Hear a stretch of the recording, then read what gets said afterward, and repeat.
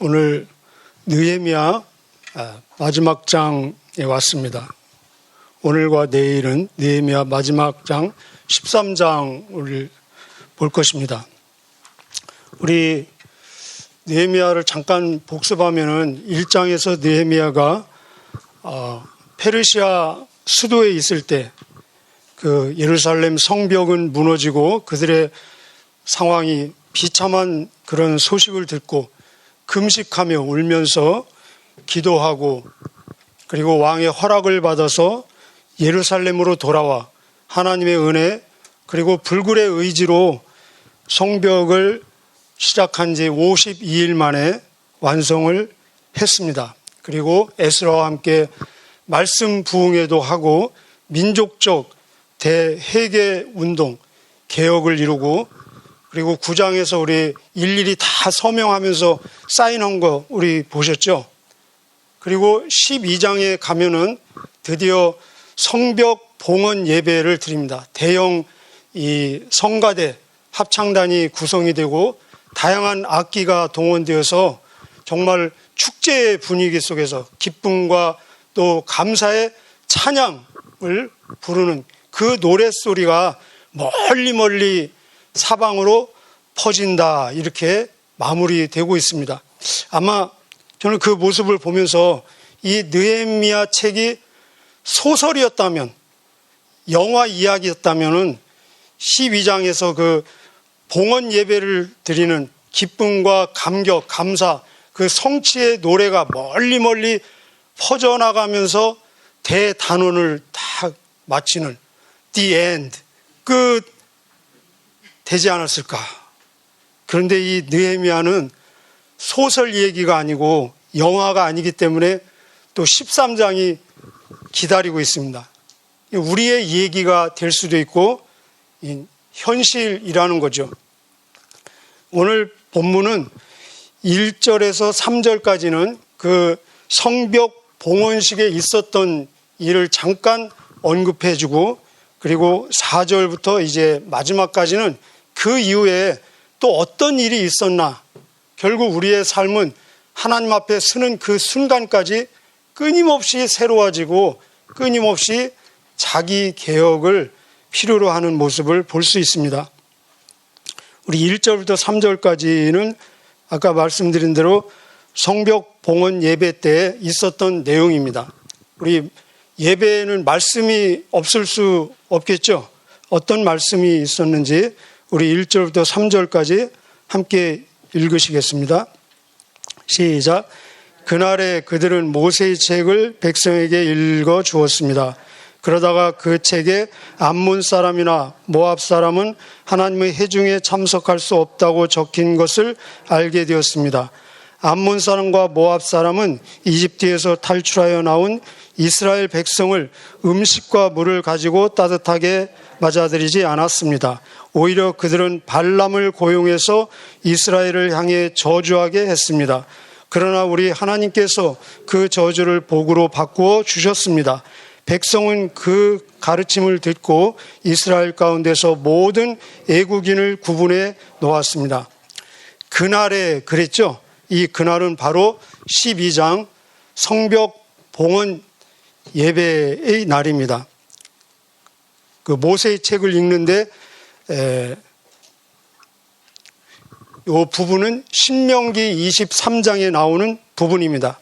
그래서 신명기 23장 3절 4절에 보면은 암몬 사람, 모압 사람을 이스라엘 회중 총회에 발도 들이지 못하게 하라.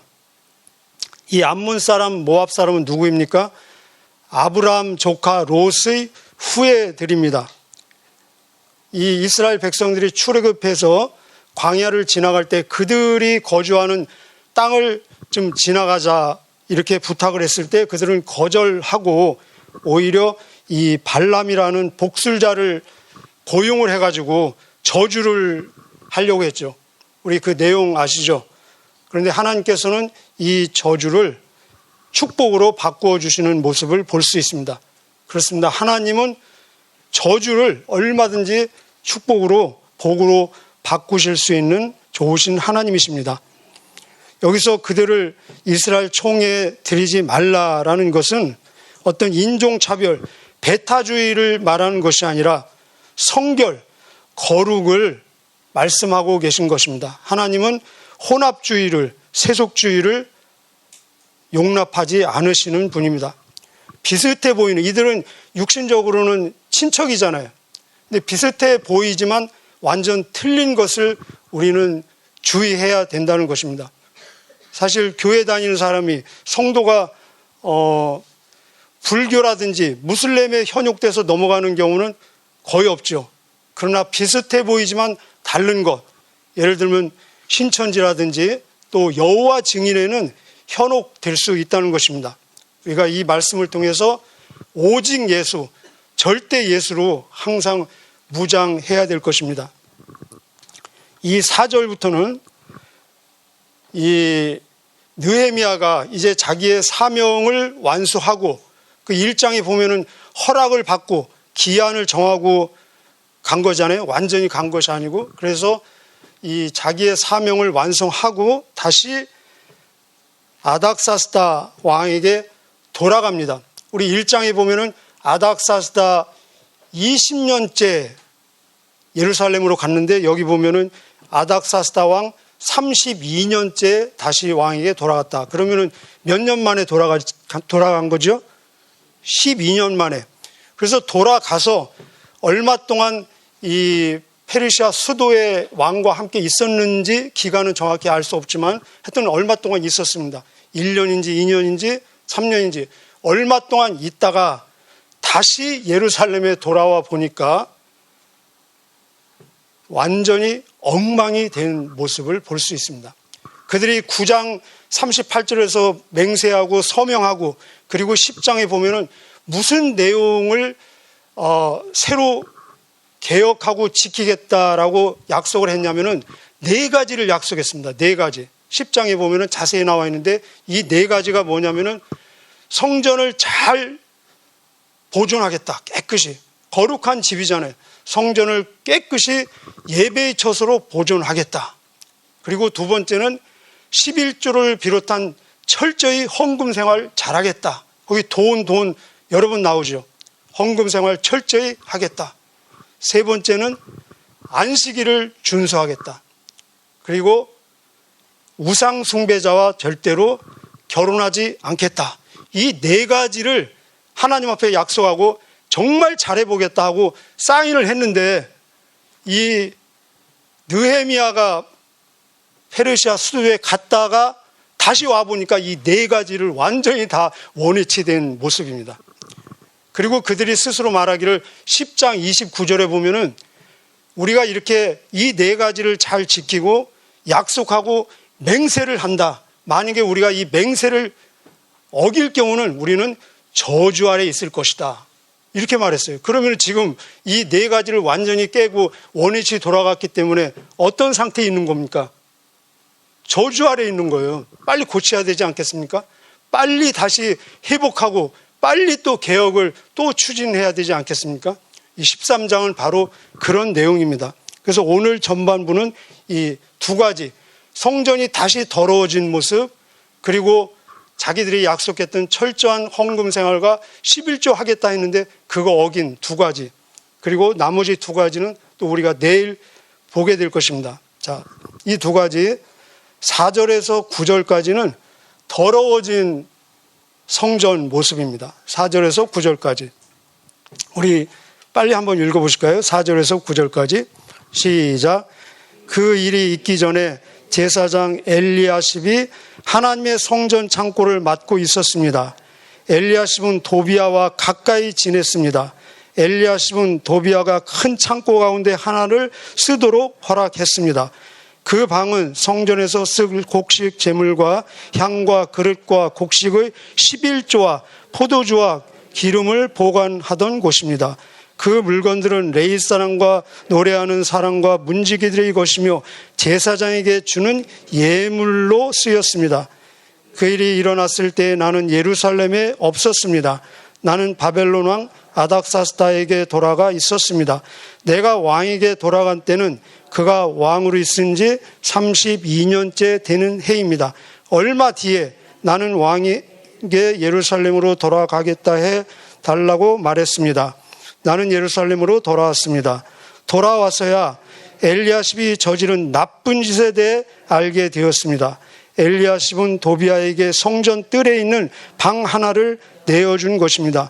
나는 너무나 화가 났습니다. 나는 도비아의 물건을 모두 방 밖으로 내던지고 사람들을 시켜 그 방을 깨끗이 하도록 했습니다. 그런 다음에 하나님의 성전에서 쓸 그릇들과 곡식 제물과 향을 다시 들여 놓았습니다. 성전이 더러워진 이 느헤미야가 자리를 비운 사이에 성전이 더러워진 모습인데 그 내용은 도비아라는 사람이 성전의 큰 창고방을 차지하고 있는 내용입니다. 여러분, 도비아가 누굽니까? 도비아는 일단 신분적으로 암몬 사람입니다. 암몬 사람. 그 암몬 사람은 이스라엘 총에 발도 들이지 못하게 해라. 그래서 1절에서 그런 내용이 소개가 되는 것입니다. 그런데 성전에 발을 디디는 정도가 아니라 큰 방을 지금 차지하고 있다고 하고 있습니다. 우리 도비아는 그 1장부터 이 느헤미야의 성벽 건설에 앞장서서 반대한 사람 아닙니까? 산발렛과 둘이.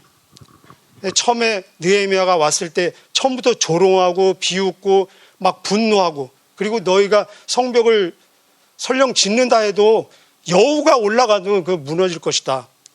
그리고 때로는 막 공갈 협박도 하고, 이 도비아는 이스라엘 유대인과 혼인 관계로 아주 교묘하게 경제적으로, 정치적으로, 혈연적으로 얽혀 있는 사람입니다.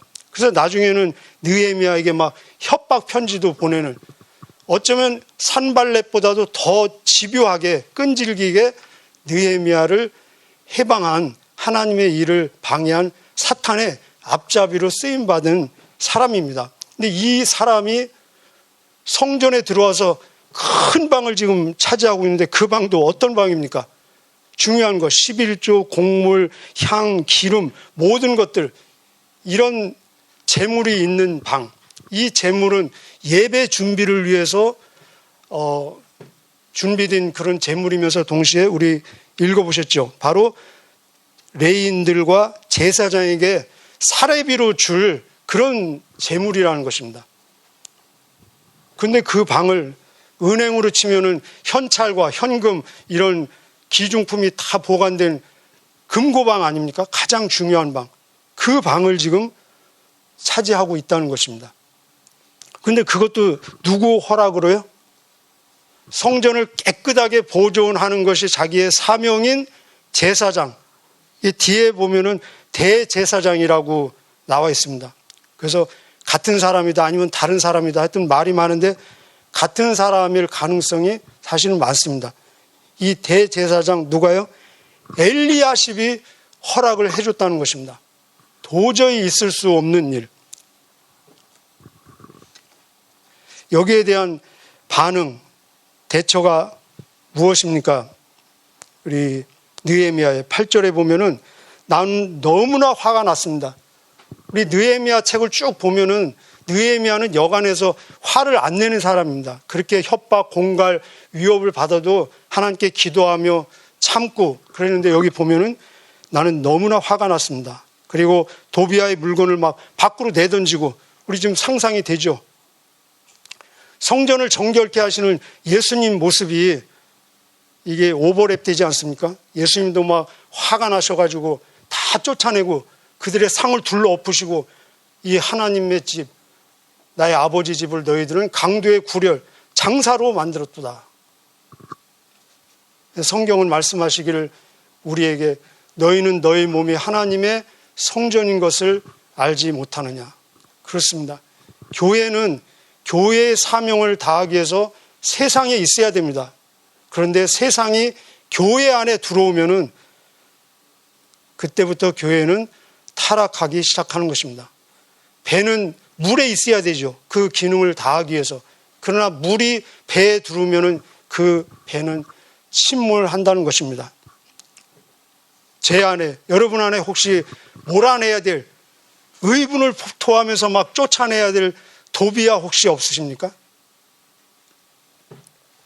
우리는 끊임없이 하나님 앞에서 자신을 돌아봐야 될 것입니다. 우리가 예배를 드린다는 것, 이 로마서 12장에 내가 하나님의 모든 자비하심으로 너희를 권하노니 너희 몸을 하나님이 기뻐하시는 산 제물로 드리라. 이것이 영적인 예배니라.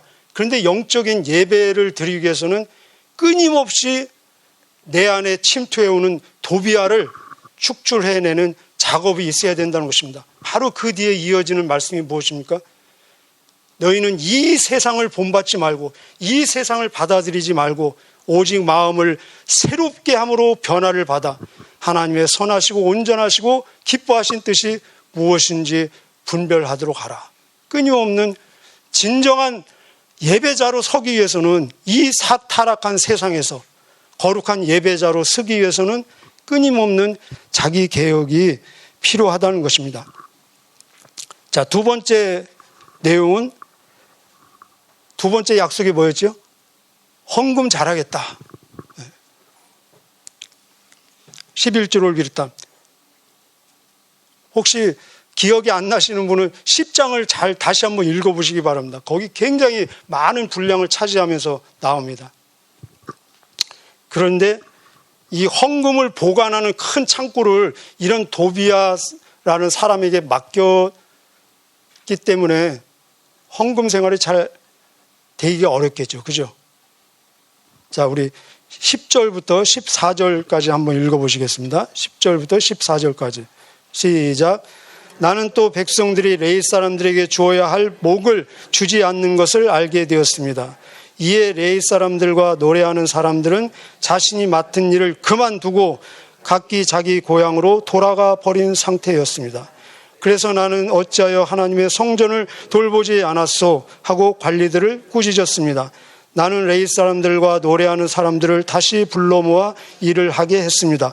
그러자 모든 유대 백성이 곡식과 새 포도주와 올리브 기름의 10분의 1을 가져왔습니다. 10분의 1은 11조입니다. 그리고 창고에 놓아두었습니다. 나는 제사장 셀레미야와 서기관 사독과 레위 사람 브다야에게 창고를 맡겼습니다. 그리고 삭굴의 아들 하난에게 그들을 도우라고 했습니다.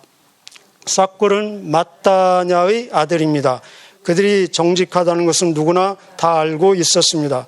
그들은 동료들에게 돌아갈 몫을 주었습니다. 이제 제대로 사례비가 돌아가는 것입니다. 자, 14절 결론입니다. 14절 시작.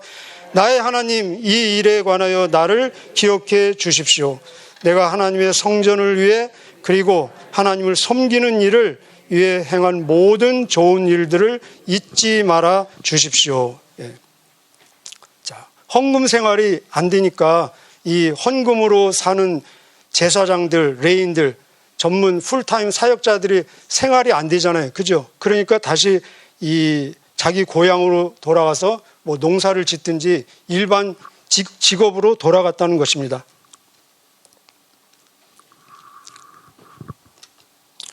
여기에 대한 느헤미야의 반응, 대처는 무엇입니까? 관리들을 꾸짖고 또 백성들로 11조 헌금을 하도록 다시 격려하고 그리고 흩어진 레인들을 다시 불러 모아 또 제자리에 서도록 하고 제사장, 서기관 등 일꾼을 세우고 특별히 13절에 보면은 정직하고 투명한 그런 일꾼, 사역자들을 세우고 다시 사례비를 받도록 제도화한 것을 볼 수 있습니다. 다시 원위치, 또 다른 회복, 또 다른 개혁을 하고 14절 항상 우리 느헤미야의 그 패턴이 있잖아요. 기도로 시작하고 기도로 진행하고 기도로 마무리하고 14절 보면은 또 기도로 마무리하는 모습을 볼 수 있습니다. 우리 기도 다시 한번 읽어보실까요? 14절 시작. 나의 하나님, 이 일에 관하여 나를 기억해 주십시오. 내가 하나님의 성전을 위해 그리고 하나님을 섬기는 일을 위해 행한 모든 좋은 일들을 잊지 말아 주십시오. 네. 이 기도, 나를 기억해 주십시오. 내가 하는 이 좋은 일을 잊지 말아 주십시오. 이 기도는 자기의 공로를 공치사하는 기도가 아니라 우리 1절 서두에 나왔죠. 3절. 저주를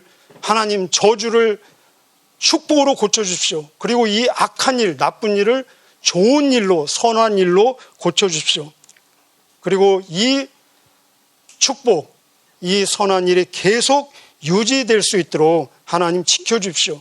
우리 인간은 금방 넘어진다는 거 느헤미야 얼마나 경험을 통해서 잘 알고 있지 않겠습니까? 계속 좀 지켜주십시오 하는 하나님께 의뢰하는, 부탁하는 기도입니다.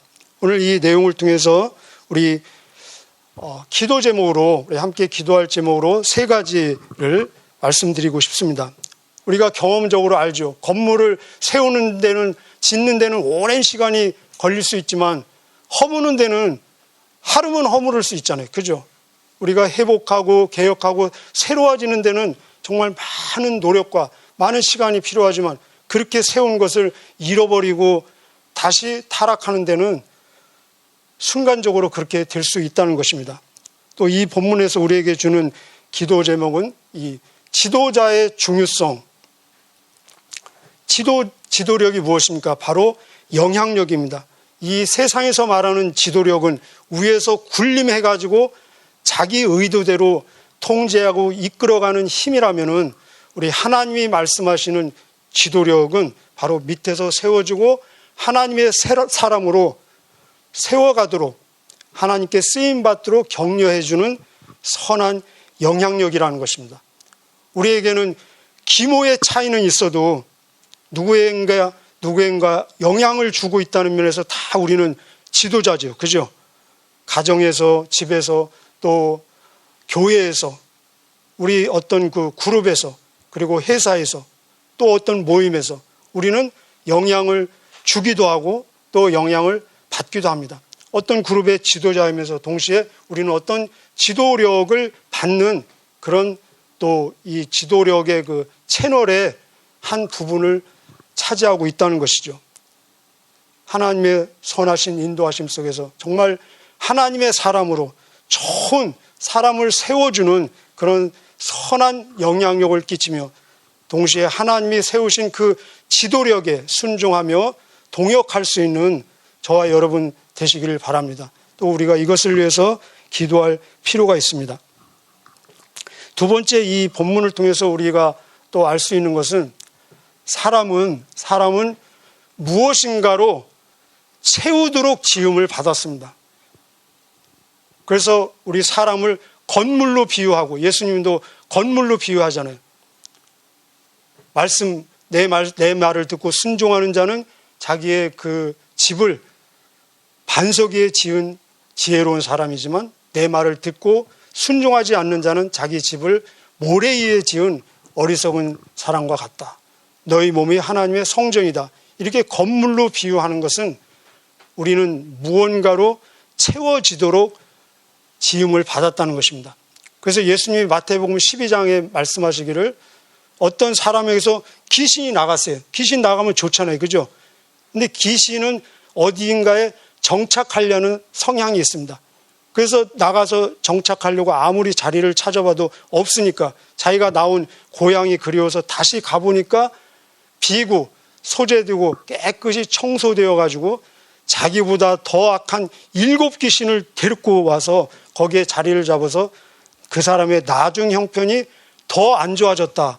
그런 예수님의 말씀이 있습니다. 우리가 이 도비아를 축출하는 최선의 방법은 바로 채우는 것입니다. 하나님의 말씀으로, 기도로, 하나님의 것으로.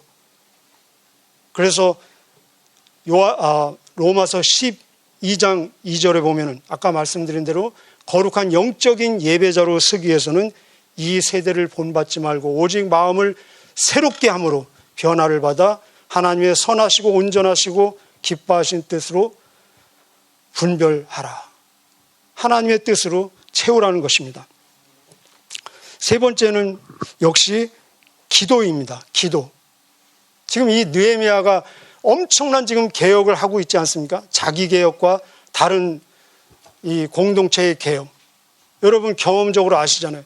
개혁을 하기 위해서는 엄청난 이 위로도 필요하고 격려도 필요하고 용기도 필요하고 힘도 필요하잖아요. 그런데 누가 이것을 줄 수 있겠습니까? 여러분 뭔가 이 잘못된 것을 뜯어 고치려고 하면은 사람들이 환영합니까? 안 하죠. 오히려 이 느헤미야도 엄청난 비난과 핍박과 박해가 있었잖아요. 방해가 있었고. 우리는 격려가 필요하고 위로가 필요하고 그리고 용기가 필요하고 힘이 필요한데 하나님만이 주실 수 있다는 것입니다. 이 느헤미야는 지금 하나님의 위로, 하나님의 격려, 하나님의 용기, 하나님의 힘을 지금 구하는 것입니다. 기도로 시작하고 기도로 진행하고 기도로 마무리되는 저와 여러분의 평생의 삶, 오늘의 삶이 되시기를 주님의 이름으로 축복합니다. 우리 14절 함께 읽고 마치겠습니다. 기도하시겠습니다. 14절 시작. 나의 하나님, 이 일에 관하여 나를 기억해 주십시오. 내가 하나님의 성전을 위해 그리고 하나님을 섬기는 일을 위해 행한 모든 좋은 일들을 잊지 말아 주십시오. 아멘. 기도하시겠습니다.